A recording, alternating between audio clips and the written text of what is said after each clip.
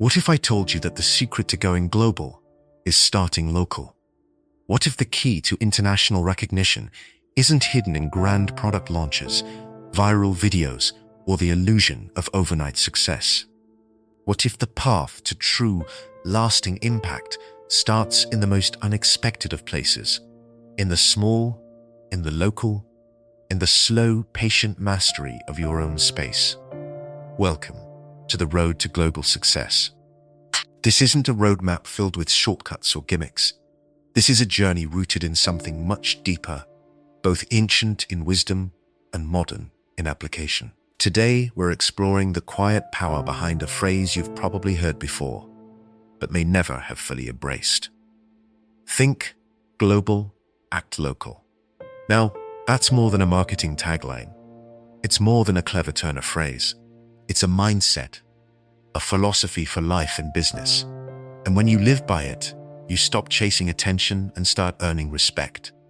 You begin building something real, something sustainable, something others can trust. Because you didn't skip steps. You showed up consistently where you were, and you did the work. The truth is, before the world knows your name, your neighborhood should. Before you step onto an international stage, ask yourself, have I shown up for the people right in front of me? Have I solved problems here? Served others here?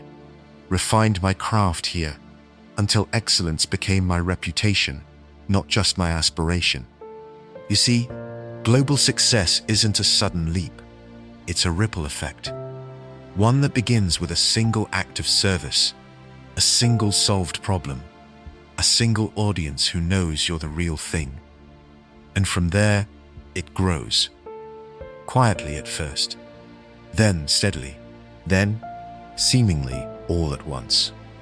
But make no mistake, behind every so-called overnight success is often a decade of local diligence, hidden hours, missed parties, quiet mornings, repeated reps, all done out of sight until the world finally looks over and says, "Who is that?"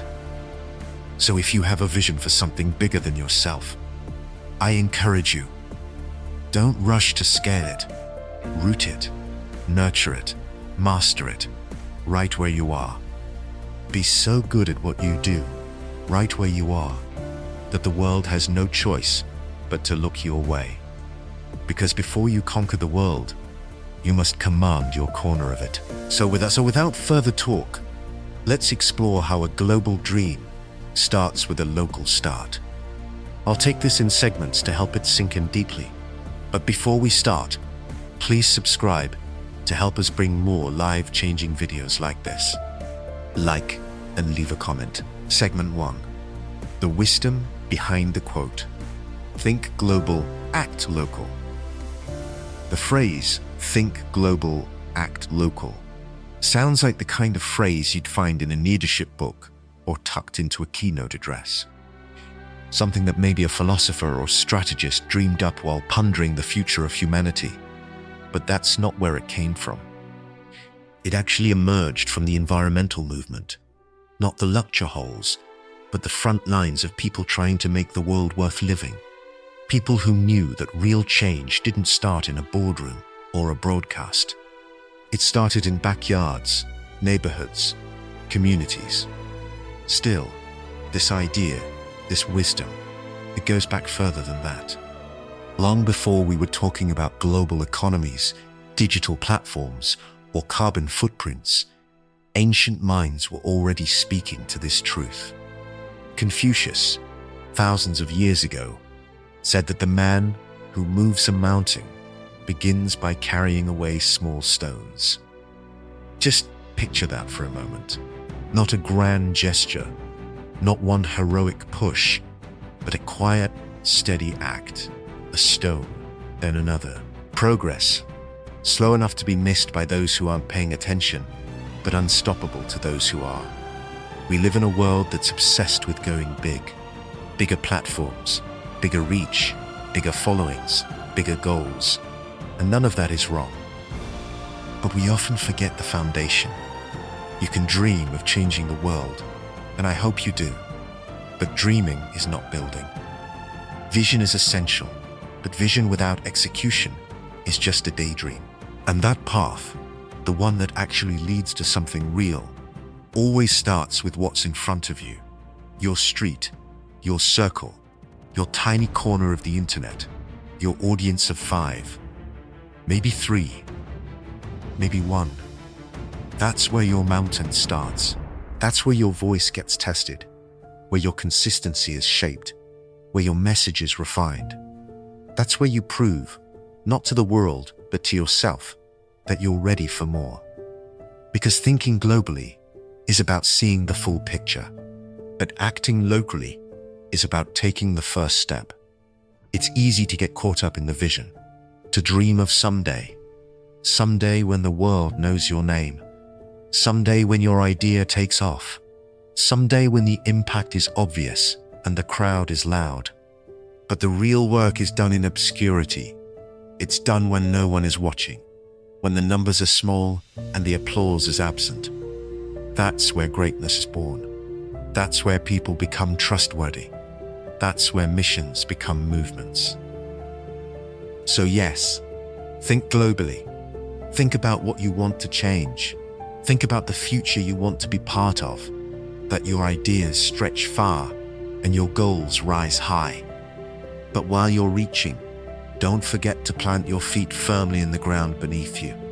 Don't overlook the people already here, the problems already waiting, the opportunities hidden in plain sight. Dream big, but work small. Work here. Work now. Segment 2. Global icons who started local. Let's take a closer look at the giants, the names we associate with innovation, leadership, and impact on a global scale. It's tempting to think they started big, that the world simply opened its arms to them from day one. But when you look more closely, you see something else entirely. Something quieter, something smaller. Steve Jobs, for example, didn't start with iPhones and keynotes. He started in a garage in California, hunched over circuit boards, trying to make a computer that would actually work. No spotlight, no fanfare, just focus. Oprah Winfrey, one of the most influential media figures of all time, didn't begin on a national stage. She started on a small TV show in Nashville, connecting with an audience, one segment at a time. And Elon Musk, long before rockets and electric cars, launched a startup called Zip2, a company built to help local newspapers get online. That was his beginning, serving a very narrow, very specific need. Nothing glamorous, just necessary. Each of them had global ambition. Each of them had a vision that stretched beyond their immediate environment, but none of them skipped the step of mastering their own corner of the world first. Each of them began by earning trust, proving value, and doing the kind of work that couldn't be ignored, even on a local scale. That pattern matters, because success, real success, isn't built on fantasies. It's built on presence, on showing up where you are, fully and consistently. It's about becoming so rooted in what you're doing today that it creates momentum for tomorrow. And it's easy to forget that when the world around us is constantly broadcasting the end results, the awards, the followers, the recognition. But none of that comes first. Even Marcus Aurelius, a Roman emperor and philosopher, knew the trap of letting your mind drift too far from the work at hand. He wrote, "But we should not waste what remains of our lives speculating about others. Instead, he urged us to be occupied only with what we can control." And that advice, thousands of years later, still holds. Because you can't control the algorithm. You can't control when or how the world pays attention. But you can control how you show up. You can control the quality of your craft. You can control whether today's effort is aligned with the future you say you want. And when you do that long enough, with enough clarity and care, you don't need to chase success. It begins to find you. So yes, dream big, But build small.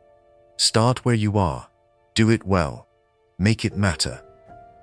Not for applause, not for validation, but because it's the only way that greatness actually begins. Not in a fantasy of the future, but in the quiet excellence of the present.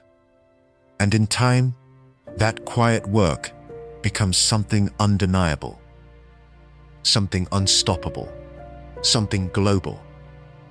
Segment 3. Why local mastery matters. Here's the thing most people miss. Local mastery is scalable. And I want you to really sit with that for a moment, because it's easy to overlook in a world obsessed with fast growth and massive reach. Everyone seems to be chasing the next 1,000 followers, the next big investor meeting, the next viral moment. But if you can't lead 10 people well, if you can't show up with clarity, consistency, and character for a small group, how on earth will you lead 10,000? There's this idea that you can fake it till you make it, that if you just get the attention, the substance will follow. But it rarely works like that. Scale doesn't create strength, it exposes it. If the foundation isn't solid, more attention doesn't build anything. It just breaks things faster. So ask yourself, can you serve the people already in front of you? Can you show up for them, meet their needs, solve their problems? Because if your product doesn't help the people on your block, if it doesn't make life better for someone who knows you by name, why should the rest of the world care? There's no shortcut around this. Real impact always begins close to home. You learn, you adapt, you improve, not in theory, but in practice, in contact, in community. The small stage is not a limitation. It's your testing ground, your training ground. Peter Drucker, one of the most respected voices in business strategy, once said that there is nothing so useless as doing efficiently that which should not be done at all. That one cuts deep. Because it's a reminder that we often pour time and energy into things that look impressive on the surface, but don't actually move the needle. Activity is not the same as progress. Busyness is not the same as impact. Focus matters. And the best way to focus, start where you are. Know who you're serving. Get specific. Go deep before you try to go wide. Because local excellence is not just a nice idea, it's your resume to the world. It's how you prove, over time, that you don't just have ambition, you have value. You have discipline. You have the kind of insight that only comes from real-world experience. The global stage doesn't belong to the person who shouts the loudest. It belongs to the one who has done the work, quietly, faithfully, locally, over and over again. So before you chase scale, build strength. Before you pitch the big vision, master the basics. Before you try to lead me, learn how to lead few. Because local mastery isn't small thinking. It's the only kind that lasts. Segment 4. The philosophy's mindset, excellence over fame.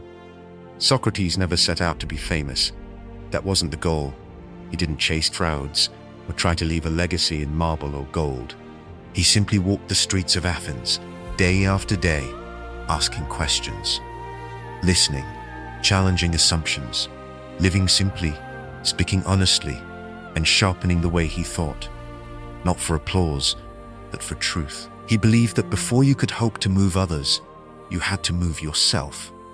That the foundation of influence wasn't power, but integrity. Not reach, but depth. He understood that you can't skip past the work of becoming. You must become something solid before you try to project anything outward. And here we are, centuries later, still repeating his name. Not because he sought the world's attention, but because he didn't. What he did seek was clarity, rigor, wisdom. And through that, His message found its way far beyond the streets of ancient Greece. This is the principle so many overlook today in our rush to be seen. Master your craft before you magnify it. Don't confuse recognition with readiness. The spotlight is seductive. It can make you believe that visibility is the same thing as value. But without substance behind it, fame is paper thin. It crumples quickly. It fades. So the real question becomes, are you building something that lasts? Are you doing the work when no one's watching? Are you refining your voice, your message, your method?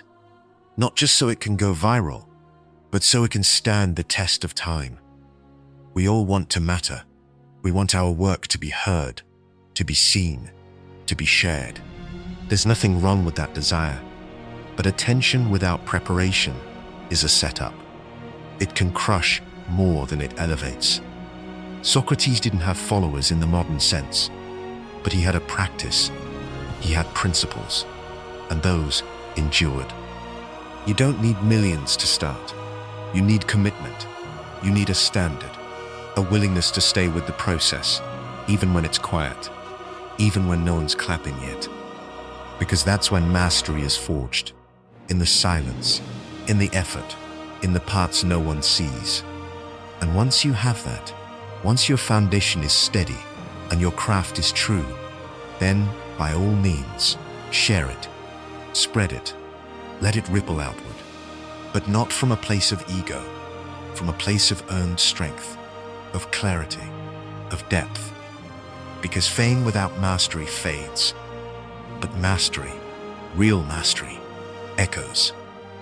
It crosses time, it crosses borders, and it outlives the noise. Segment 5. The hidden danger of acting too big, too soon. Let's not forget the trap. It's one of the most common mistakes ambitious people make. Thinking global, and then acting global, too. Trying to do it all. Trying to speak to everyone. To be everything. To launch big, scale fast, and hit all the right notes for all the right people, all at once. But that approach, more often than not, leads somewhere predictable. Burnout, confusion, a watered-down message. A brand that no one remembers because it tried too hard to please everyone and ended up resonating with no one. It's easy to fall into. The world is loud, and we're constantly fed the story that bigger is better, louder is stronger, and faster means we're doing something right. But the truth is, most of the brands, artists, and businesses we admire, those who actually did go global, they didn't start by thinking about the world. They started by focusing on something much smaller and much deeper. Bruce Lee said that it's not the daily increase that leads to mastery, but the daily decrease. Hack away at the unessential. Strip it down. Simplify. Get clear. And that wisdom applies far beyond martial arts. It's a mindset for building anything that lasts. Because in the early stages of any meaningful pursuit, whether it's a business, a creative project, a mission, you're not trying to scale, you're trying to sharpen. You're not trying to speak to the whole world. You're trying to say something true and say it well to the few who are already listening. That kind of focus is where real momentum begins. Not in complexity, not in mass appeal, but in specificity, in care, in depth. You go deep first, then you go wide. Think about the companies or creators who changed the game. They didn't begin by casting the widest net. They built trust in a niche. They solved one problem really well. They earned loyalty from the few, and over time, that loyalty multiplied. It grew because it was rooted. It grew because it had weight. So if you're in the beginning stages of building something, resist the urge to go global too soon. Don't chase virality. Don't obsess over reach. Instead, obsess over resonance. Ask yourself, who do I serve right now? And how can I serve them better than anyone else? That's how real growth happens. Quietly, intentionally, from the inside out. Eventually, the world may come knocking, but only if you've built something worth finding. And that starts not by doing more, but by doing less, better. Hack away at the unessential. Focus, serve, build something solid. Then, when the time comes, the global impact won't be something you have to chase. It'll be the natural result of something deeply local, deeply focused, and deeply human. Segment 6, the craft. Becoming a master of one. There's a modern obsession with being a jack of all trades. You see it everywhere. People juggling multiple side hustles, chasing the next trend, constantly shifting focus in hopes that more paths will lead to more success. But here's the truth. The people who truly win, who truly stand out, rarely do everything. They go deep, not wide. They choose one path, they commit, and then they do the hard, often unglamorous work of staying there, of refining, repeating, improving, until what they create becomes unmistakable. Take Warren Buffett. He didn't build 1,000 businesses. He didn't try to master 20 industries at once. Instead, he devoted his life to understanding one thing: intelligent investing. He studied it with the patience of a scientist and the discipline of a monk. Over time, the results compounded, not just financially, but in reputation, in trust, in impact. Then, there's Chef Jiro, from the documentary Jiro Dreams of Sushi. He's considered one of the greatest sushi chefs in the world, but it didn't happen because he kept reinventing himself or chasing culinary trends.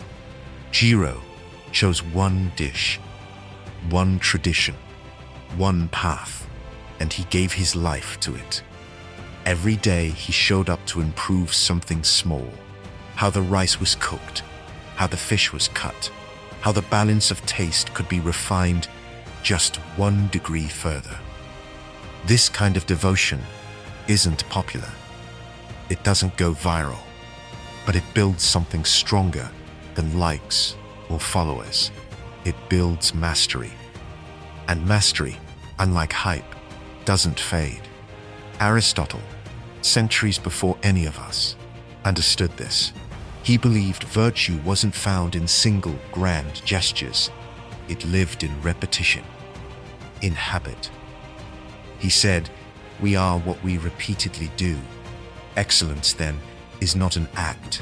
It is a habit, a way of living, a way of living, a rhythm of showing up again and again, long after the novelty wears off.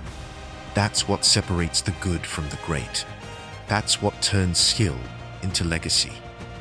So if you want to be known, respected, remembered, not just noticed, don't scatter your energy. Choose your lane. Plant your flag. Let the world know where to find you and what to count on you for.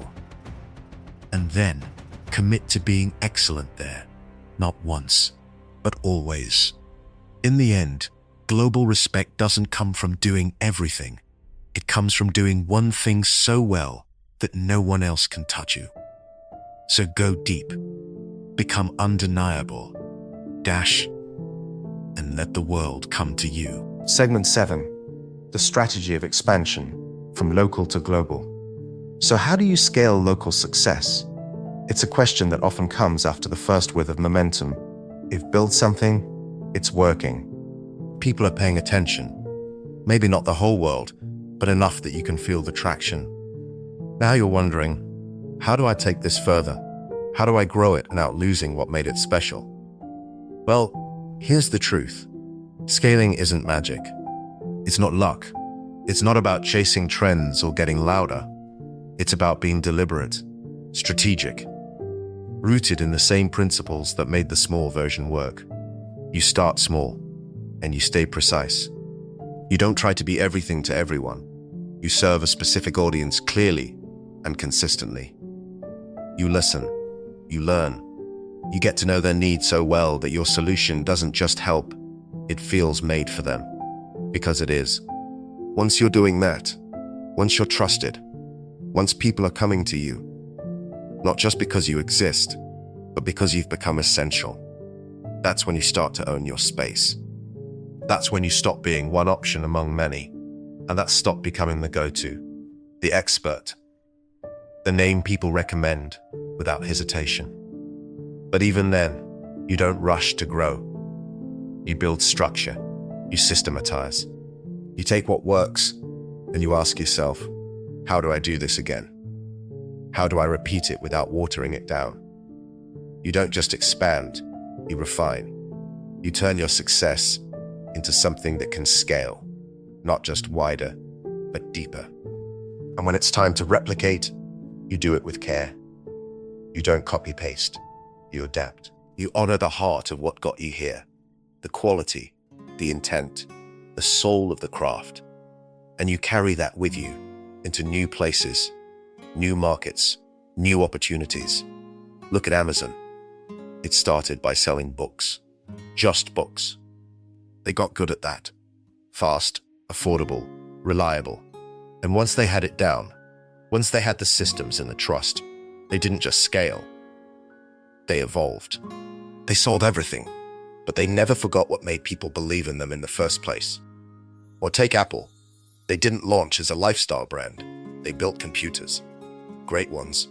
Then, piece by piece, they created an ecosystem, a universe of connected experiences, all anchored in the same standard of design, usability, and innovation that marked their very first machines. That's what true growth looks like. It doesn't happen by accident. It happens when excellence meets intentional expansion, when you take the time to get it right locally, and then you scale not for scale's sake, but because you've built something worth sharing, something worth spreading. So, if you're wondering how to grow what you've built, start there, with precision, with mastery, with the courage to stay small long enough to get it right. Because when a foundation is strong, the growth takes care of itself. Segment 8.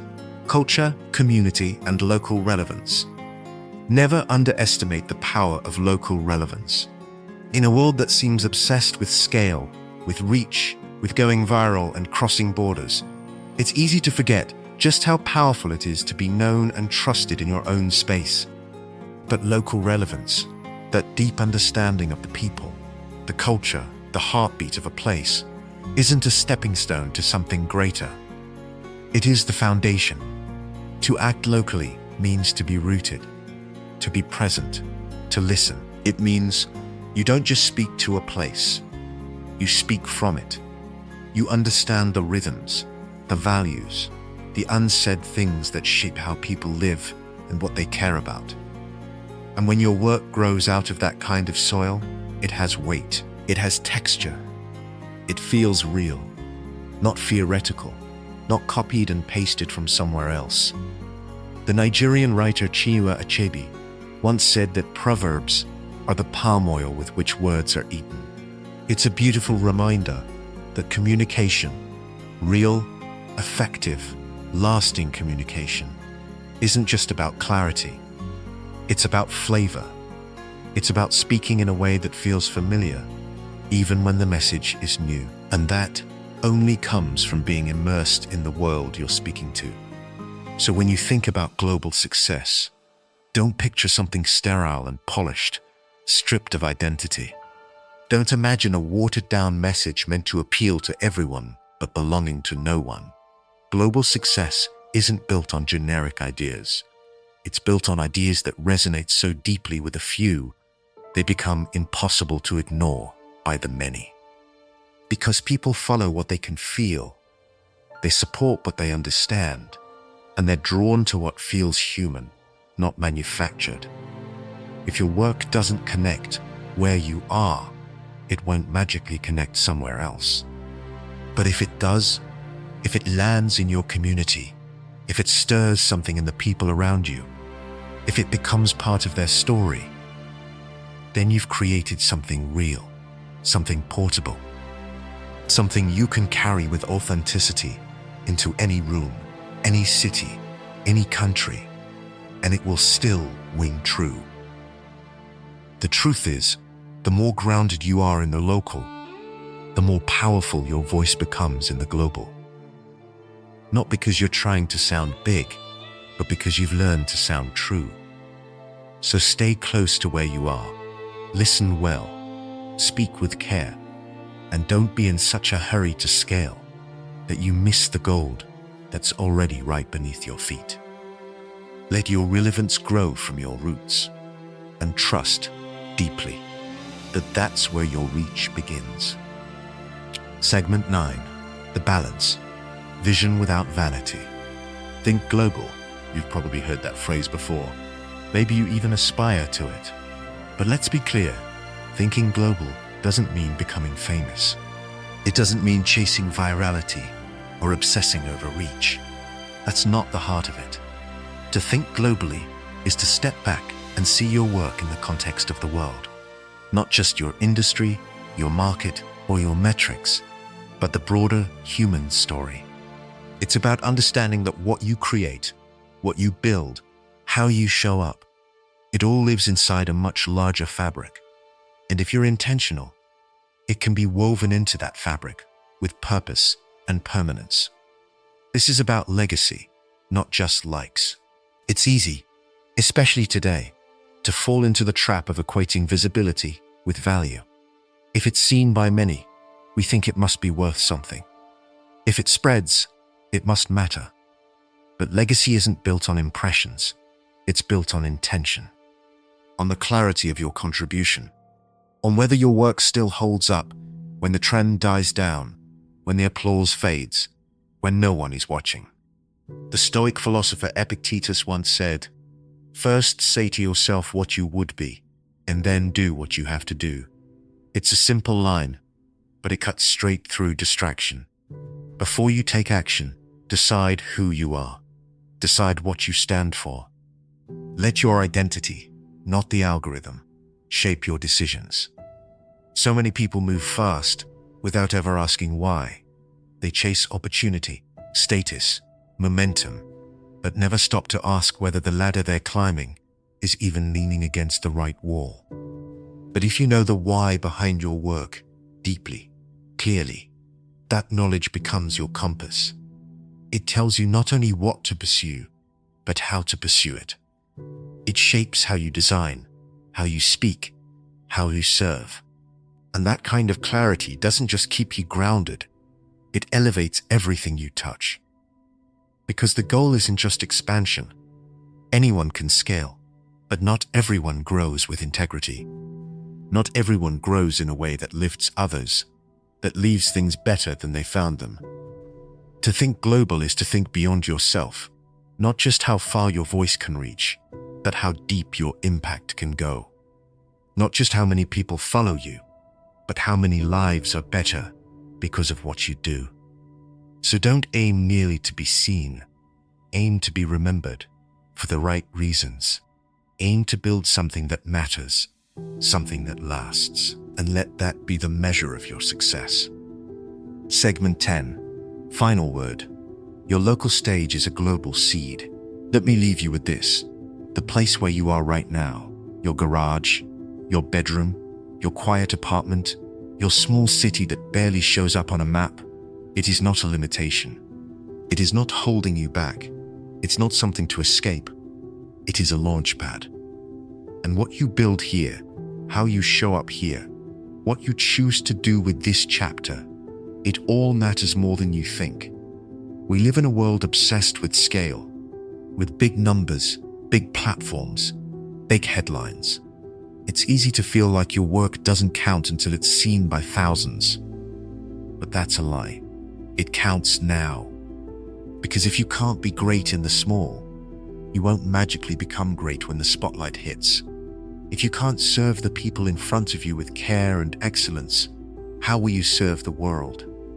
Master your world, whatever shape it takes. Your job, your blog, your current audience, even if it's just a handful of people.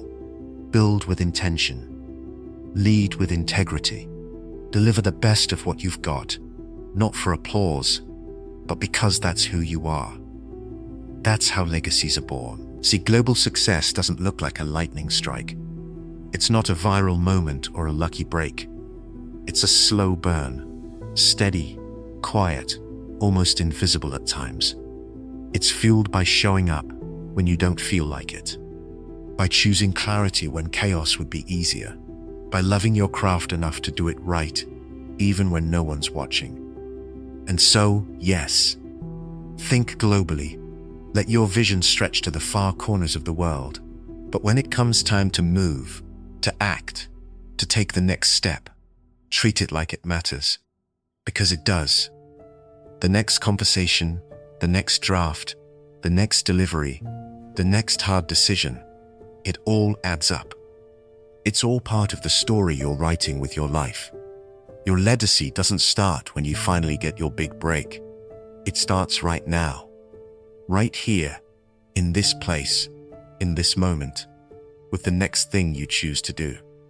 So take it seriously, take it personally, and carry it forward with everything you've got. The world will catch up. But for now, this is where greatness begins. If this message resonated, if you're building something that matters and want to root it in timeless strategy and philosophical wisdom, then please subscribe for more weekly insight on mastery, mindset, and meaning. Like this video to support the channel. Comment below, what's one small move you're making that could have global ripple effects? Let's build a community of thinkers, doers, and legacy makers. Until next time, think big, start small, stay grounded.